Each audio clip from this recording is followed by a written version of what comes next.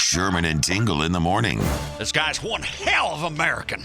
One hell of American. I'm talking about him, Flash Shelton. This guy is doing something great. We hear these squatter stories of people here, even in the Chicagoland area, of people moving into people's houses and, they can't do anything about it. Well, Flash Shelton is doing something about it. Yeah, we have him on the line right now. We want to plug him because I know that he's trying to do good by getting some legislation changed, too. And he just fought fire with fire, basically. It baffles me how there isn't legislation already. Yeah. It's baffling how an easy bipartisan, this should be a no-brainer. Which I know he's going to explain here, but he basically moved in the house with the person that took over the house. Yep. So I would think that would be a pretty scary thing to do. And Flash Shelton, he joins us now. Flash, I would assume you had to have been frightened as you're trying to move into the house with a squatter. Honestly, it didn't even cross my mind. I've been in situations worse in the past. I am trained. I am carrying, and you step up for your mom and you do whatever it takes, and that's where my mind was. So tell us how the whole squatting thing started for you and the hassle for you in your life. My dad passed away. We brought my mom to live with me because she couldn't live alone up in this small remote area by herself. And so the house was vacant while we put it on the market, trying to sell it so that she could move on with her life. And I got notified by neighbors that someone had broken in the back door, and there were lights on at night and people going in and out and cars in the driveway, wanting to know if I rented the house out. I immediately called local law enforcement, in which case they went there, called me and said, "I thought you said that the house was vacant." And I said, "Yes, it was." And they said, "It's full of furniture, so if it was vacant, you have a squatter situation, and there's nothing we can do." They said there's nothing you can do. We've talked about this so many times, and we are so mystified on how that can even be legal. Because if somebody stole your car, that's grand theft auto. But for some reason, you can steal a house, and it's totally fine. Exactly. And I am using this publicity to hopefully change the laws so that we can take squatting from civil to criminal court, so we can treat squatters the same as auto theft and prosecute. Good for you. We're glad that somebody like you is standing up and doing something. So these people are in the house. They say you can't do anything. What do you do next? So I started looking into squatters. I didn't have any experience with squatters.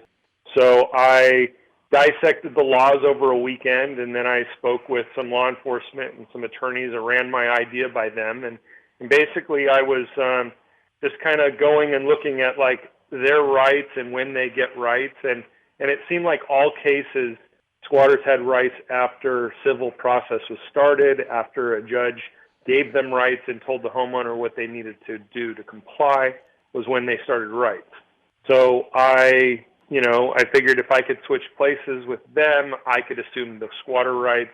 If they could take a house, I could take a house. I figured fight fire with fire. But I needed to be prepared. So just in case, because I had also heard that some squatters have fake leases. So I did not want to go through all of that and then have them call the police and show a lease, and then I'm sitting there stuck on the outside and I've got a civil process. Okay, so you go get a fake lease, don't you?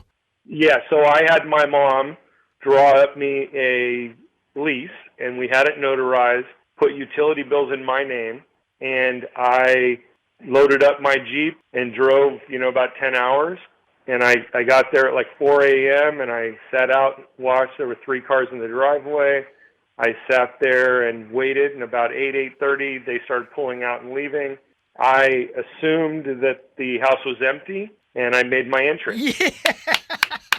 How did you go in? Did you go right into the front door, or did you break in the same way they did? Yeah, so they were going in and out of the back door, and I tried my key in the front door, and in my video on Outside the Box with Flash, you can hear me kind of really, really quietly saying like, "Oh, thank you," when my key works. And, I was fully prepared to replace the lock or break the lock. I had a lock pick set with me, so 5 minutes and I'm in regardless. But I open the door with my key and I walk in. And until that point, I had no idea who was in the house. I didn't know for sure. I didn't know if there was somebody else, but, I walked in, I walked around, and, and then I noticed a prison guard uniform. Turned out one of the squatters was a prison guard. You're kidding. Wow. Okay, so now you're in the house. Do they come and say, hey, wait a second, who the hell are you? So the very first thing I did was I put cameras up all around. I put up Ring cameras. Smart. And I started setting up a Ring alarm. And I was actually in the process of installing the final camera over the driveway. And a car pulled up behind me while I was up on a ladder. And so as soon as they pull up, I just grab my phone out of my pocket, I put it on camera, and I just I aim it kind of down towards their waist, and I'm not sure if they realized they were being filmed or not. They didn't indicate or say anything or act any different. They just started talking. And what'd they say? And she claimed that the furniture was delivered there by mistake. And in the video, she also says that couldn't have been us, that, because I had said, neighbors told me that there have been, men and women coming in and out of this house, and she said she swears it wasn't her, and that it would have never been them, and the house was, a U-Haul truck was delivered to that address by mistake. So what happens then after that? So she lies to you. You set up the cameras. Do you just then go in the house, say, all right, well, I'm living here too, hopefully like roommates? So I had previously, prior to her coming back, I had seen a couple guys across the street, young guys, college-age guys, big guys, and I went over to them and I said, hey, do you need any furniture? And they said, yeah. And I said, okay. I said, so look, I've got squatters here in this house. If at 5 p.m. you don't see a driveway full of furniture, come over and help me get it out, and you can have anything you want. That's great. I love it. I told her, I said, look, obviously charges weren't pressed for the breaking and entering. I said, but at this point, it's my house. You're locked out on camera. And I said, and if you attempt to go in the house on camera and break in, then I will prosecute. And I said, I'm going to give you an opportunity one day. You have 1 day to get your furniture out, and you can keep it. Whatever's left here after today is mine, and I will do with it whatever I please. And I explained to her, I said, look, I'm here to give you an opportunity to get your stuff back. And she, I guess she made some calls, and she just decided that it was better to take my deal, and she tried to get people to help, and she ended up having tons of help and trucks and cars, and they got it all out in 1 day. Wow. But at one point she did come up to me and she said, I'm having a hard time finding my crew or getting my crew together. And she said, so, you mentioned that you had a couple guys that would help. You think they'll help me? And I laughed and I said, they were going to help me because I was going to give them your furniture. I said, so I'm sure if you offer to pay them. So, but yeah, they moved their furniture out of the driveway. By the next morning, I was able to secure everything up, and I sold the house within a month. Wow. Okay, here's a question for you. When they moved out their stuff, were they in a angry way kind of pissed off that you were doing this to them, and did they damage any of the house at all? So when I do this, I have cameras inside and outside. Okay. And I make sure that they're fully aware that they're on camera every second. So they did not damage the house in any way. So the women were real cordial, and the one that I had spoken with, she was nice all along. She kind of kept everyone else nice. The guys were, I was getting the dirty looks, and I could, the mumbling, and, the guys weren't real happy. How dare you not let us steal a house?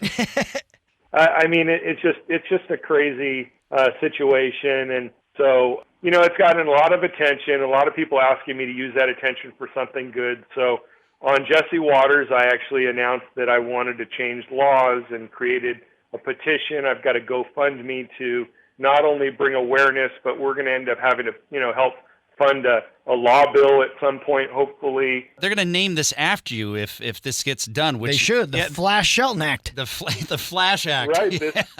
That would be awesome. But ultimately, let's change this law so we can help everyone across this country. Would be the ultimate ultimate goal would be great. Would be that. That's awesome, Flash. Yeah, I'm hoping that we can help you get this change because, like we said at the beginning of this, it's ridiculous that you can steal a house and somehow that is still legal. But you can find Flash Shelton. It's UnitedHandymanAssociation.org. Is that correct, Flash? You can, however, I would prefer they find me on Instagram at Flash Shelton, and they can also email me at flash@outsidetheboxwithflash.com. Look at that. True American, Flash Shelton. Well done, man. Bravo. The Sherman and Tingle Show. Mornings on 97.1 FM The Drive, Chicago's classic rock.